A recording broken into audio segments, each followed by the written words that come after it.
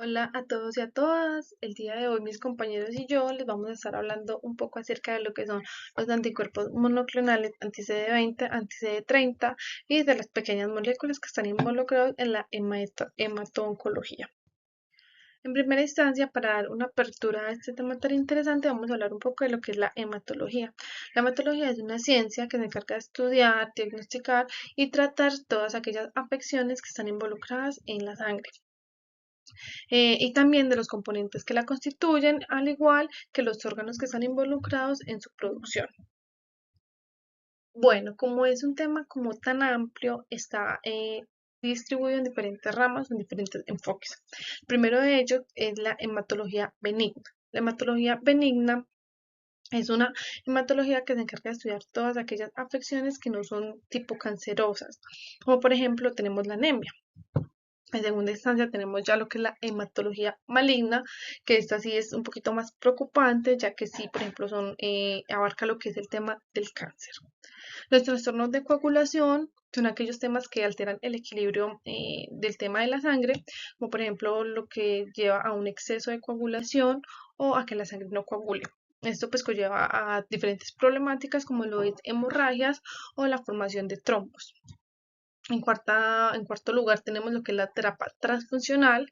Este tipo de terapia es más que todo enfocada cuando una persona tiene ausencia o una poca cantidad de cierto componente en la sangre, lo cual es vital para vivir. Entonces se le hace un cambio o se le suministra desde otra fuente ese tipo de componente que le hace falta. Y los trasplantes de células madre es lo que se conoce como el trasplante de médula ósea, que lo que hace es reemplazar todas aquellas células que están enfermas por células nuevas. Entonces van a empezar a producir células normales. También se usa pues como un tipo de terapia para el cáncer. Bueno, algo muy importante son los componentes que tiene la sangre. Tiene plaquetas, eritrocitos, leucocitos, hemoglobina y plasma. Las plaquetas son las encargadas principalmente del tema de formar los coágulos, son las que se unen entre ellas para evitar hemorragias. Los eritrocitos son los que conocemos como los glóbulos rojos. Su principal función es el transporte de oxígeno. Lo transportan desde los pulmones hacia los diferentes tejidos o desde los tejidos hacia los pulmones, ayudan a transportar el dióxido de carbono. Y tenemos los leucocitos, son los glóbulos blancos. Los glóbulos blancos son los encargados principalmente de la defensa del organismo. Lo que hacen es que nos defienden de lo que son los virus, las infecciones, también nos defienden de bacterias o de algo extraño que ellos perciban. La hemoglobina es una sustancia que está como también involucrada en el tema del transporte del oxígeno, en su captación y el plasma, que es la cantidad mayoritaria que tenemos en nuestra sangre.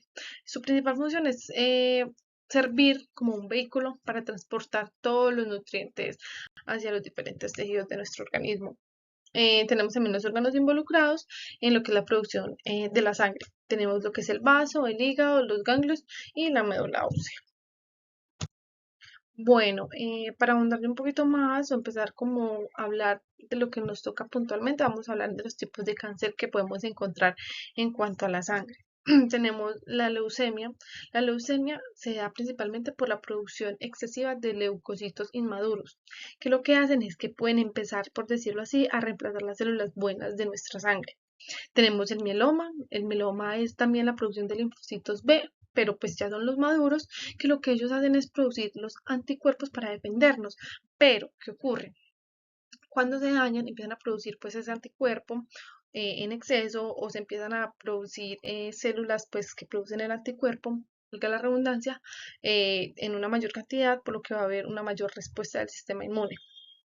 Y tenemos en los linfomas, que son los linfocitos pues, B o T, que pueden sufrir una mutación genética, y entonces pueden a poder expresar de una manera excesiva y lo que pueden hacer es que se pueden acumular en lo que son los ganglios e incluso también pueden desplazar las células buenas. Bueno, tenemos algo que se llama la proteína CD20, que es un blanco muy importante para los fármacos que les vamos a hablar el día de hoy. La CD20 es una proteína transmembrana que se expresa específicamente en las células B. Las células B tienen muchas funciones importantes dentro de nuestro organismo, como es un organizador de membrana que lo que hace es que permite facilitar la señalización, que modula también la entrada de calcio al organismo, a las células, perdón, e influye en procesos de activación, proliferación y diferenciación celular, y algo muy importante es que siempre sirve como blanco terapéutico. ¿Por qué sirve como blanco terapéutico?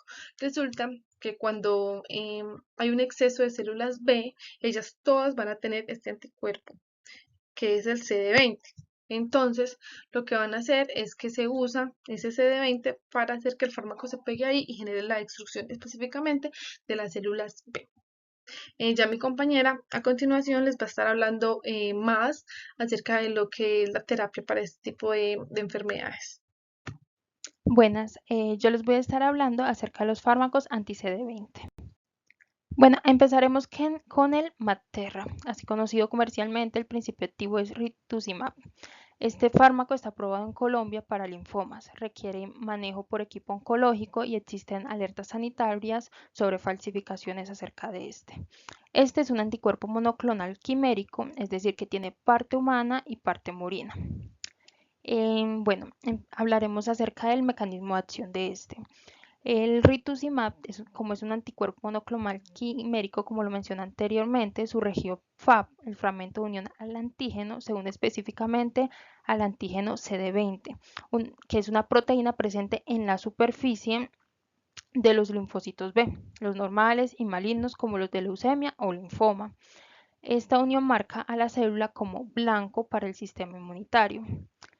Ahí se forma la citotoxicidad celular dependiente de anticuerpos, ADCC. La porción Fc del rituximab, es decir, la cola del anticuerpo, es reconocida por los receptores FcIR3 o CD16 en la superficie de las células NK. Esto activa las NK que liberan perforinas y granzimas, destruyendo la célula marcada. De esta manera se da la activación del sistema complemento. La porción Fc del rituximab también puede activar la vía clásica del complemento y se forma el complejo de ataque a la membrana MAC, un canal que perfora la membrana celular. De esta manera entra agua y la célula se lisa por presión osmótica, que produce lisis mediada por complemento. De ahí se da una inducción directa de apoptosis. Se debe tener en cuenta que independientemente de las células NK o el complemento, la unión del rituximab al CD20 puede activar señales intracelulares que desencadenan apoptosis. Bueno, en la información encontrada en el INVIMA se hizo un pequeño resumen acerca de las indicaciones, contraindicaciones y efectos adversos.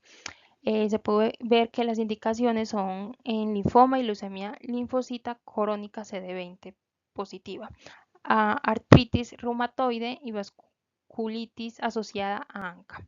Las contraindicaciones son alergia al rituximab o a proteínas murinas, infecciones activas o hepatitis B activa. Los efectos adversos son fiebre, escalofríos, dificultades respiratorias, hipotensión, infecciones graves o reactivación de hepatitis B y trastornos cardíacos. Como farmacéuticos, si durante pues debemos decirle al paciente que si durante o después de la infusión presenta dificultad para respirar, hinchazón, fiebre alta, dolor torácico o ictericia, avise inmediato o acude a urgencias, y que durante la infusión pues tenemos que tener en cuenta que el personal está preparado para actuar si ocurre alguna de estas reacciones. Bueno, continuamos con el segundo fármaco, que es el Gazyva, principio activo obinutuzumab. Se cuenta con registro en BIMA, es usado generalmente, pues es indicado en leucemia, linfomas B, en protocolos especializados. Es un anticuerpo monoclonal humanizado tipo 2 que tiene más afinidad por CD20 que el rituximab. Su mecanismo de acción empieza con el aumento de la toxicidad y fagocitosis mediada por anticuerpos ADCC y ADCP.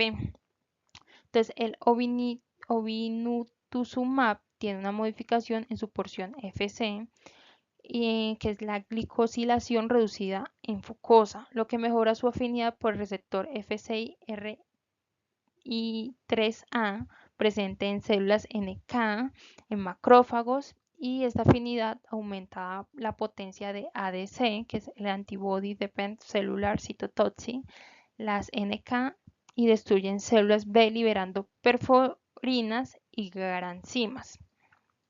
El ADCP, que produce los macrófagos que fagocitan y eliminan las células B opsonizadas.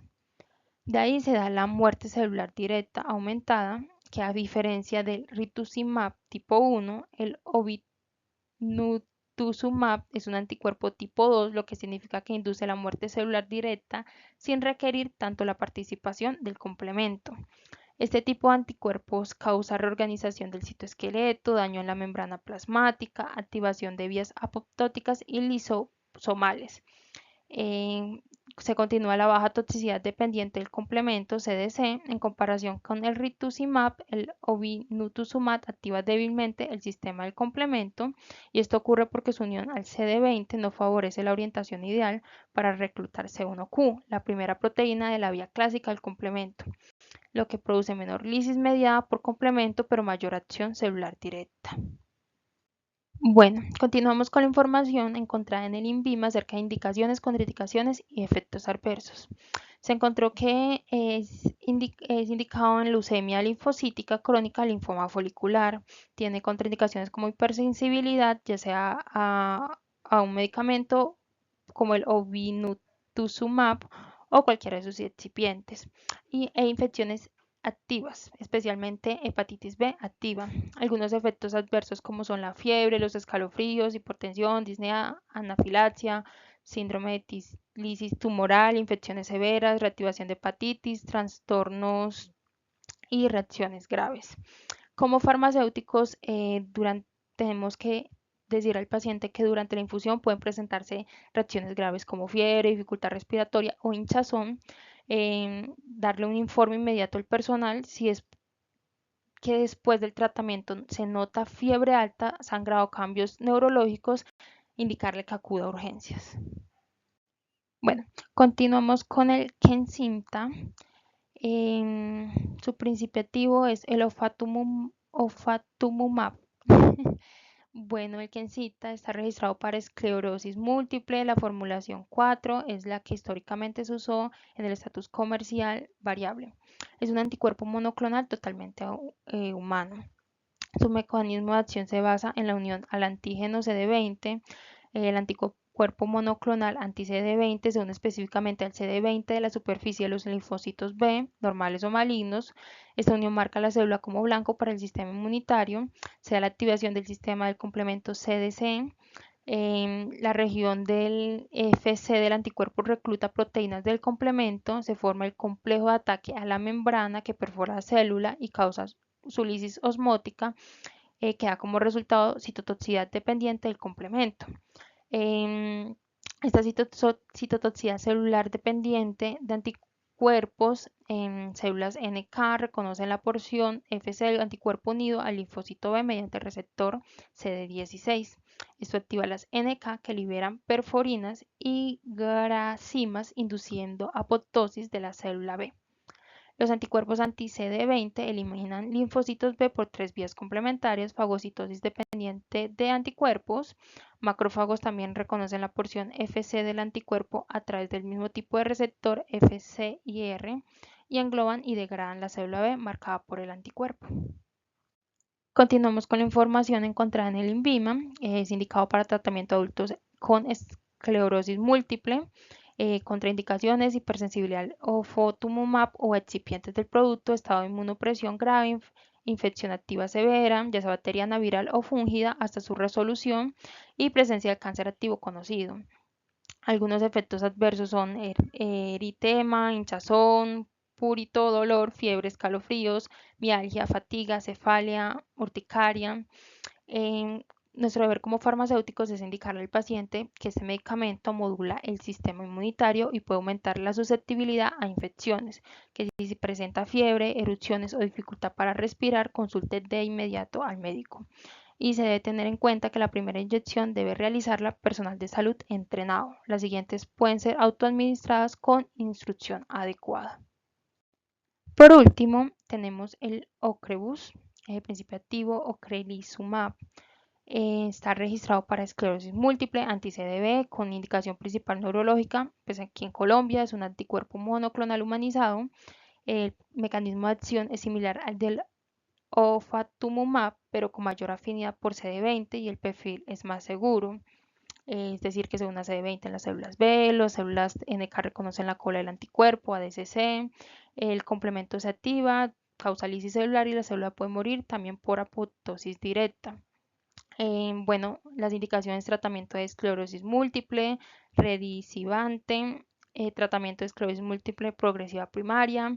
Las contraindicaciones que se pudieron encontrar: hipersensibilidad al ocrelizumab o a sus excipientes, pacientes con inmunopresión grave, infecciones activas por virus, bacterias, hongos y neoplasias malignas activas. Algunos efectos adversos son infecciones, neutropenia tardía, depresión. Y como nuestro deber como farmacéutico de indicarle al paciente es que antes de la infusión debe verificar que el paciente, pues, que la persona no tenga infecciones activas ni reciba otros inmunosupresores. Durante la infusión debe monitorearse constantemente si aparece dificultad para respirar, erupciones, mareo o fiebre. De ahí se debe suspender la infusión de inmediato. Después de la infusión se debe observar al paciente al menos una hora por riesgo de reacción retardada. Se debe conservar entre 2 y 8 grados centígrados para conservar su cadena de frío y se debe advertir que no debe vacunarse con virus vivos mientras esté bajo el tratamiento o hasta que los linfocitos B se recuperen. El CD30, hay que tener en cuenta que este es un receptor que pertenece a la familia del factor de necrosis tumoral. Se encuentra en la membrana de los linfocitos T y de los B que están pues activados, pero su expresión aumenta pues considerablemente en ciertos tipos de cáncer como es el linfoma de Hodgkin clásico y el linfoma anaplásico de las células grandes. Esta sobreexpresión lo convierte en un blanco terapéutico pues muy importante dentro de la hemato-oncología, ya que permite dirigir tratamientos de forma más selectiva como hacia las células malignas o tumorales pues como tal, sin afectar tanto a las sanas. La sobreexpresión del CD30 ocurre cuando las vías de señalización como la NF-κB y la AP1 se mantienen activas de forma continua por mutaciones o infecciones pues virales, como es lo del Epstein-Barr. Esto provoca un aumento anormal de la producción del receptor de CD30 en la membrana de las células linfoides, lo que contribuye a su proliferación descontrolada y la resistencia a la apoptosis. Bueno, ya en cuanto hablando, pues existe solo un tipo de fármaco, pues al menos como aprobado, que sería el anti-CD30, ¿cierto? Y este es el brentuximab vedotin. Comercialmente se conoce como Adcetris. En la siguiente diapositiva se los mostraré. Y este es un anticuerpo, pues como dije, monoclonal, es conjugado. Esto significa que se combina con el anticuerpo, o sea, el anti-CD30, con un agente citotóxico que se llama monometil auristatin E, que se conocerá como el MMAE o MA. Este diseño, pues, de este fármaco, lo que hace es reconocer a las células que están sobreexpresadas, sobre todo, pues, en CD30, la cual libera, pues, una sustancia tóxica dentro de ellas, destruyéndolas, pues, de manera muy específica, ¿cierto? Bueno, como vemos acá, el mecanismo de este fármaco sería, pues esta se da como en varios pasos. El primero sería como que el anticuerpo pues, reconoce y se une al receptor CD30 que está en la superficie de la célula tumoral. Luego, el complejo se internaliza en la célula y por un proceso de endocitosis. Después de eso, ya dentro de él, en el lisosoma, este libera un agente citotóxico, o sea, el MAE que vimos ahorita, pues que les expliqué, que actúa bloqueando la formación de los microtúbulos y ya pues ya sabemos que estos son indispensables para la división celular. Y como resultado, la célula pues no puede dividirse y entra en apoptosis o en una muerte programada. Este mecanismo hace que este anti-CD30 sea bastante pues selectivo y solamente se una a receptores CD30, pues ya pues porque está combinado. Y esto causa muchos menos daños sistémicos como otros tipos de fármacos. Bueno, el Ventruzumab está indicado principalmente para el linfoma de Hodgkin clásico y el linfoma anapláxico de células grandes, especialmente en pacientes que no han respondido a otro tipo de tratamientos o que sufren de recaídas. También se pueden utilizar para personas que hayan tenido un trasplante de médula ósea y también estén en alto riesgo de recaída. En cuanto a sus contraindicaciones, pues podemos ver que se puede sufrir de hipersensibilidad al principio activo, no es recomendado para personas en embarazo o lactancia y se debe evitar en personas que sufran de neurotropenina grave no controlada debido a que existe un riesgo muy amplio de infecciones severas. Bueno, en cuanto a los efectos adversos, vemos que se tienen unos que pueden ser leves y otros ya mucho más graves. Los leves se pueden constar entre fatigas, náuseas, vómito, fiebre y bueno, sin embargo, pues con una vigilancia o una guía adecuada, pues podemos controlar esto. Ya en cuanto a los efectos graves, sí tenemos a la neurotropenina, trombocitopenina y en casos muy raros se puede también sufrir de una toxicidad pulmonar o el síndrome de lisis tumoral. No sé por qué.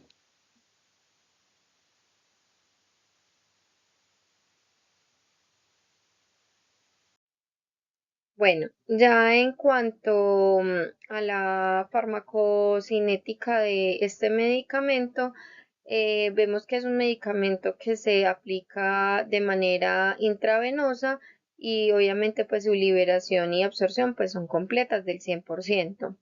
Ya cuando entramos en la fase de distribución, esta presenta una alta unión a proteínas plasmáticas alrededor del 70% y se concentra en tejidos donde hay expresión de CD30. En cuanto a su metabolismo, ocurre por la degradación del anticuerpo y por el metabolismo hepático del MMAE, principalmente a través de las enzimas CYP3A4. Y ya por último, hablando de la excreción, este sobre todo se elimina a través de las vías biliares y de las heces y podemos tener en cuenta que su vida media se encuentra alrededor de 4 a 6 días. Es un medicamento de acción prolongada y está diseñado para administrarse generalmente cada 3 semanas. Bueno, en este caso pues ya vamos a empezar a hablar de lo que son las pequeñas moléculas. Entonces vamos a empezar con lo que son los inhibidores de tirosina quinasa.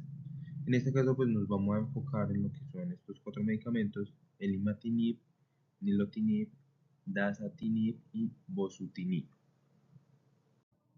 Bueno, pero primero, ¿qué es el cromosoma filadélfico? Pues porque eh, es el que modifica la actividad de la tirosina quinasa.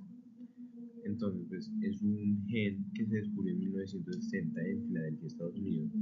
Como tal, es un intercambio de material genético que se genera entre el cromosoma 9 y el 22. El gen que se llama BCR-ABL, eh, BCR es de Break Point Cluster Region y ABL es de Abelson 1, que así se llama el gen, ¿cierto?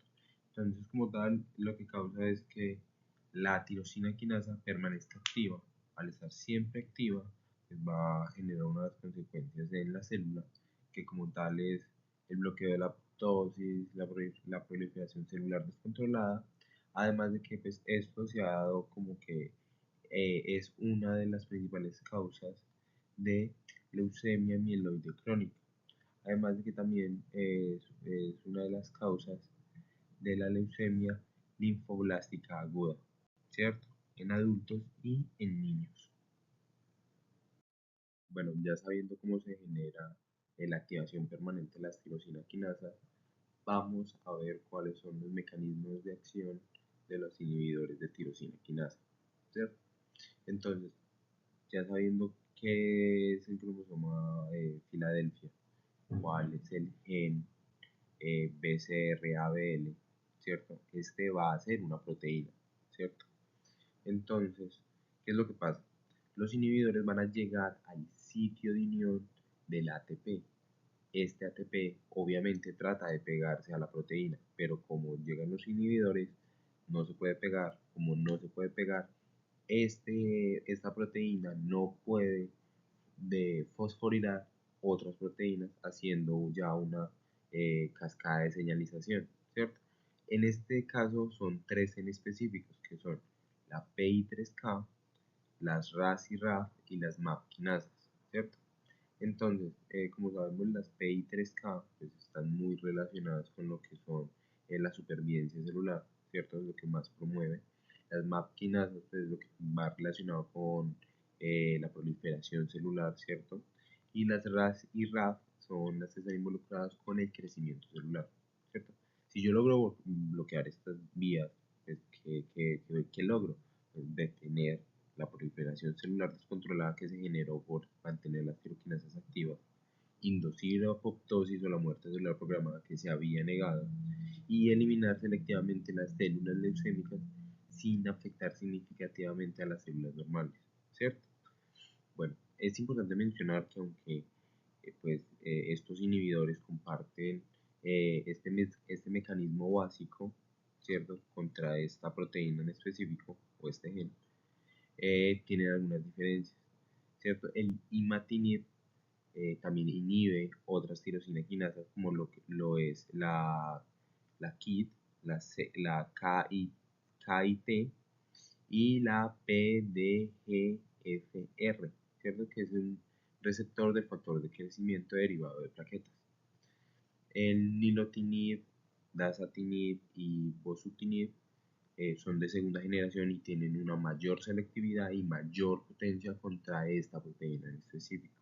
El dasatinib, además, pues también tiene una actividad contra la familia de SRC, que también es una tirosina quinasa. Por eso también es como explica que tenga un perfil de inhibición más amplio que los demás. Bueno, aquí empezamos ya a hablar de los fármacos. Empezamos con el imatinib, que pues por su absorción, pues primero va vía oral, tiene una muy buena biodisponibilidad, cerca del 98%, una concentración máxima de 2 a 4 horas después de su administración y tiene una gran ventaja que es que puede tomarse con o sin alimentos, lo que nos da una muy buena adherencia. Bueno, con respecto a la distribución, pues tiene una muy buena unión a proteínas plasmáticas, cerca del 95%, hacia la albúmina y hacia la alfa-1 glucoproteína ácida. Entonces su volumen de distribución, pues como tal nos dice que tiene una amplia distribución tisular. ¿Qué quiere decir esto? Pues que tiene una muy buena distribución entre los tejidos del cuerpo. Entonces pues ya pasamos a lo que es el metabolismo. El metabolismo pues es hecho vía hepática por la vía del CYP3A4 principalmente.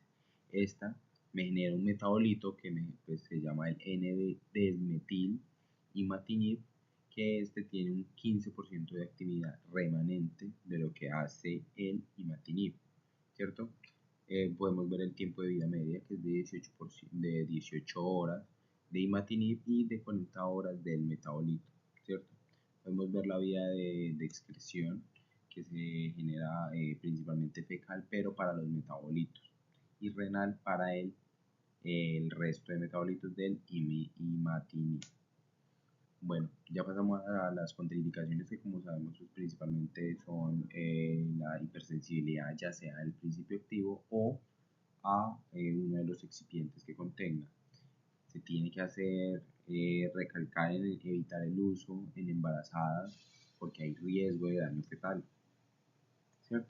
Y pues aquí ya pasamos a sus indicaciones, que pues como sabemos está indicado para la leucemia mieloide crónica con cromosoma de Filadelfia positivo, también para la leucemia linfoblástica aguda con cromosoma de Filadelfia positivo, también para estos tipos de diferentes tipos de síndromes y para estos demás enfermedades. Bueno, entonces estas ya son las RAM del anterior medicamento del imatinib. Entonces, ¿cuáles son? Pues sencillas. Tener en cuenta que se va a generar fiebre, cefalea y alopecia, ¿cierto? A la persona puede que se le genere eso. Se le puede generar también prurito, pigmentación y cerosis. La cerosis es como esa piel un poco seca. También hay, lo más importante acá a tener en cuenta es la retención de líquidos, ¿cierto? ¿Por qué? Porque esa retención de líquidos pues me puede, si no la controlo, me puede generar un derrame pleural que es gravísimo, ascitis y un edema pulmonar. También tener en cuenta lo que son las náuseas, vómito y dolor abdominal. Bueno, aquí ya pasamos a lo que es el nilotinib, que pues es un inhibidor de la tirosina quinasa de segunda generación, diseñado específicamente para ser más potente y selectivo.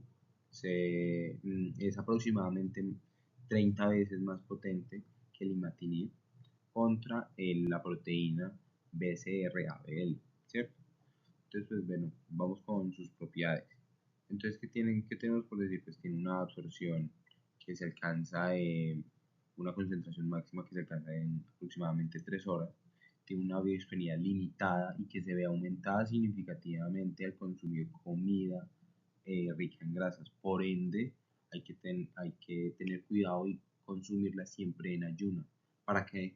Para evitar que haya variabilidad en lo que el paciente está consumiendo. Entonces, si lo dejamos que consuma comida rica en grasas, a veces o no, va a haber una gran variabilidad en la biodisponibilidad del medicamento, lo que nos llevará a efectos no deseados, ¿cierto? Pasamos allá a su distribución, tiene una muy buena unión a proteínas plasmáticas, como lo que es la albúmina y la otra que mencionamos anteriormente. Ya pasamos al metabolismo, es la misma vía de metabolismo del anterior, hepática, la CYP3A4, solamente que aquí ya utiliza múltiples isoenzimas, entonces ya no solo es la CYP3A4, sino que ya después empieza a utilizar la CYP12.8, la 12.9, la 2D6 y también utilizar el UGT-IA1. Bueno, aquí ya pasamos a la excreción, que es por vía fecal principalmente, mayor del 90% en 7 días. Y ya renal menor al 10%, tiene una vida media de más o menos 17 horas. Bueno, las contraindicaciones. En cuestión de las contraindicaciones, pues como sabemos, evitar hipersensibilidad ya sea al medicamento, principio activo o sus excipientes, evitar su uso contra las embarazadas por su daño fetal que puede causar. Eso siempre tenerlo muy presente, que es la hipocalemia y la hipomagnesemia.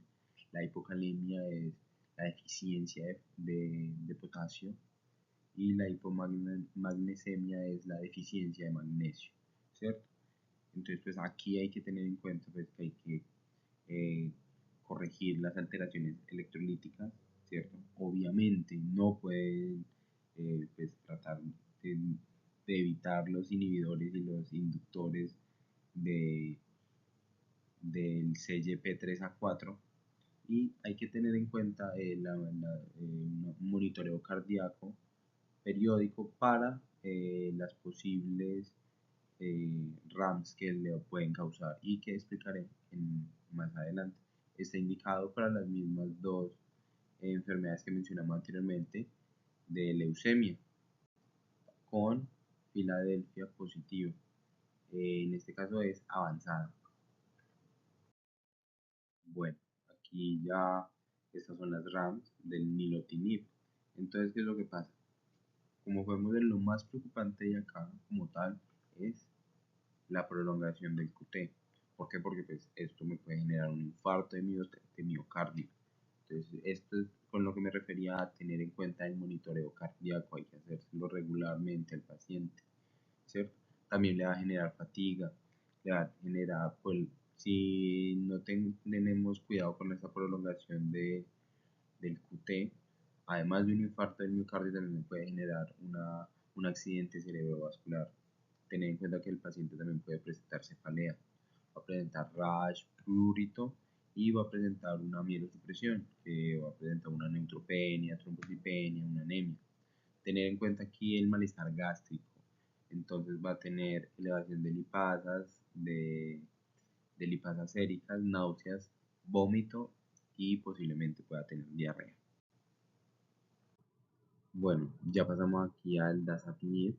Este dasatinib también es de segunda generación, pero tiene una característica un poquito más distintiva, puesto que además de que hace su efecto sobre la proteína anteriormente ya mencionada, la BCR-ABL, también hace su efecto sobre la SRC, que es otra familia de las tirosina quinasas, ¿cierto? Es 325 veces más potente que el imatinib en contra de la proteína BCR-ABL, ¿cierto? Entonces, bueno, su absorción muy rápida vía oral, concentración máxima en 0.25 a 1.5 horas, muy corto. Entonces puede tomarse con o sin alimentos, facilita la adherencia. Pasamos a su distribución, tiene una distribución plasmática muy buena ambos, lo que es el dasatinib y su metabolito activo cuando ya pasa eh, por el hígado, ¿cierto? Tiene una muy buena distribución tisular. Entonces, ya llegando aquí al metabolismo por la vía hepática, CYP3A4, ¿cierto? Y ya genera unos múltiples metabolitos que hay hidroxilados, N-desaquilados, N-oxidados y conjugados glucurónidos, ¿cierto? Excreción, principalmente fecal y menormente renal. Tiene una vida media de 3 a 4 o 5 horas. Ya pasamos a sus contraindicaciones, que pues primero la hipersensibilidad que se puede generar a cualquier medicamento y sus excipientes, evitar el uso en las embarazadas, siempre recalcarlo, y pues su uso concomitantes con fármacos que prolongan el QT, puesto que este afecta eh, el QT, indicado para las leucemias antes mencionadas, y tener en cuenta lo mismo, monitorizar eh, con un electrocardiograma y evitar los inhibidores y los inductores del CYP3A4. Bueno, ya pasando a las RAM, ¿cierto? ¿Cuál sería como el efecto más característico del dasatinib? Lo que vendría a ser el derrame pleural que viene, ya antes mencionado, lo mencionamos anteriormente en otro medicamento, que era la retención de líquidos, ¿cierto? Me puede causar un derrame pleural. También me puede causar eh, hipertensión arterial, eh, la prolongación del intervalo del QT, también un accidente cerebrovascular, cefalea, las náuseas, el vómito y la diarrea. También tener en cuenta la mielosupresión, neutropenia, trombocitopenia y la anemia. Bueno, finalmente ya pasamos al dositinib. Entonces ya pues él también de segunda generación hace su actividad sobre lo que es la SRC y el ABL, ¿cierto? Entonces, pero tiene una característica particular, y es que es contraria a lo que habíamos visto en el nilotinib, puesto que en este lo recomiendan es consumirlo con alimentos, ya que con los alimentos ricos en grasa aumentamos la concentración máxima en un 80% y el área bajo la curva en un 70%, mientras que sin alimentos tiene una biodisponibilidad del cerca del 34%, ¿cierto? Bueno, ya la concentración máxima como podemos ver, llegan más o menos de 4 a 6 horas en adultos y de 6 a 8 horas en pediátricos, en niños. La distribución tiene una muy buena distribución, una amplia distribución tisular, llega a casi todos los lugares del cuerpo. El metabolismo se hace por la misma vía de todos anteriormente mencionado, que es la vía hepática, CYP3A4. Una excreción fecal principalmente del 91%. Bueno, las contraindicaciones: hipersensibilidad ya sea al principio activo o a sus excipientes, evitar el uso en las embarazadas ya que tienen un riesgo fetal, el uso concomitante de fármacos que prolongan el QT, ya que, como sabemos, puede generar este fármaco prolongación en el QT, entonces no queremos aumentar el riesgo. Tener en cuenta la monitorización para el corazón en el electrocardiograma y evitar completamente los inhibidores y los inductores de CYP3A4, indicado principalmente para la leucemia mieloide crónica con Filadelfia positiva. Bueno, el bosutinib como tal, la característica principal en la RAM es su diarrea. Cerca del 70 al 80% de los pacientes presentan este síntoma.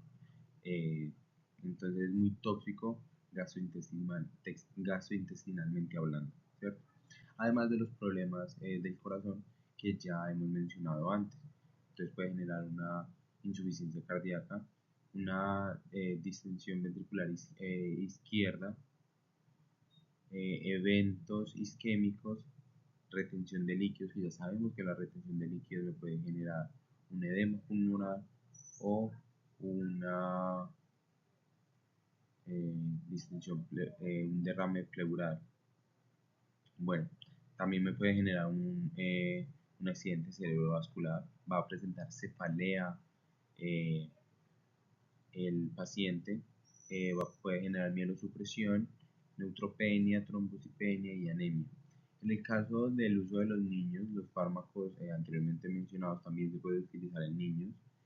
¿Qué es lo que pasa? Cuando se utiliza en niños, se pueden ver afectados en su crecimiento. Por ende, estos se les debe hacer un examen longitudinal del niño para después hacer suplemento para que puedan hacer el crecimiento debido. Bueno, ya siguiendo con estas pequeñas moléculas, en este caso las inhibidoras de BTK. Este fue un avance significativo en cuanto a la aplicación clínica que llegó en el 2014 con la aprobación del ibrutinib, que es el primer inhibidor de la BTK para el tratamiento de la leucemia linfocítica crónica. En cuanto al mecanismo de acción, la BTK es una proteína miembro de la familia de quinasas TEC, que es una importante molécula de señalización del receptor de antígenos linfocito B y de las vías del receptor de citoquinas. El papel fundamental de las BTK en la transmisión de señales de activación es necesario para el tráfico, la quimiotaxis y la adición de los linfocitos B.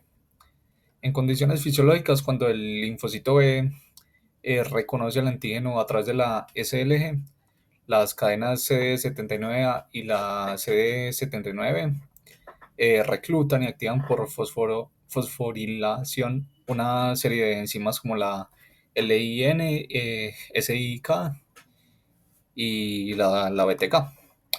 La cascada de activación continúa con la fosforilización de secuenciales de PLC y 2 y maquinasas y las AKT, posibilitando la translocación al núcleo de factores de transcripción como el NF-κB, con el objetivo final de regular la proliferación y la diferenciación y supervivencia del linfocito B.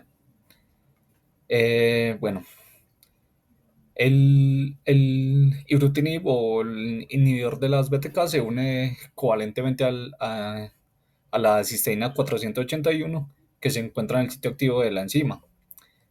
produciendo la pérdida de actividad de la actividad quinasa. Y como resultado genera una inhibición eficaz de la supervivencia de los linfocitos B neoplásicos.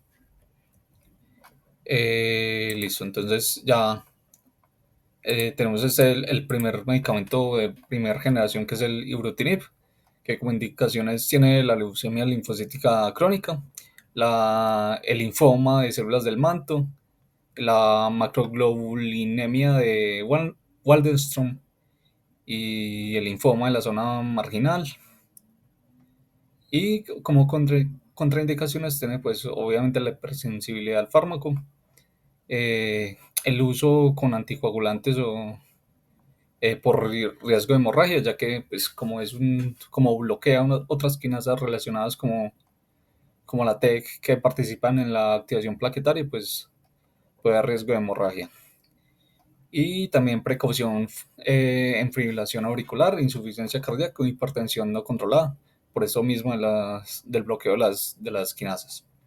Y como efectos adversos está diarrea, fatiga, náuseas, hemorragias, fibrilación auricular y hipertensión, y infecciones como la neumonía o herpes zóster, porque actúa sobre esta vía que regula los linfocitos B. Listo. El segundo de estas pequeñas moléculas es ese acalabrutinib, que es de segunda generación, también indicado para leucemia linfocítica crónica y linfoma linfocítico pequeño, y para el linfoma de células del manto en recaído o refractario. Y como contraindicaciones, pues obviamente también la hipersensibilidad al medicamento. También se evita el uso con inhibidores o inductores de CYP3A4 porque se encarga en parte del metabolismo de este medicamento. También en precaución en arritmias o alteraciones plaquetarias por lo mismo del medicamento anterior. Y como efectos adversos tiene la cefalia, que es muy frecuente, la diarrea o náuseas, infecciones respiratorias, hematomas, neutropenia leve, y tiene un menor riesgo cardiovascular que el ibrutinib. Eso como tercer medicamento tenemos el zanubrutinib, que es también de segunda generación, también indicado para leucemia linfocítica crónica, linfoma de células del manto, la macroglobulinemia de Waldenström y el linfoma de la zona marginal. También contraindicaciones, hipersensibilidad, precaución con anticoagulantes y arritmias cardíacas como los otros dos. Y como efectos adversos también tienen neutropenia, trombocitopenia, infecciones respiratorias, hemorragias menores, fatiga, diarrea, y tiene una menor incidencia en fibrilación auricular que el ibrutinib. Y que otro de estas pequeñas moléculas es el tirabrutinib, que también es de segunda generación, es más nuevo, está aprobado en Japón y en la Unión Europea.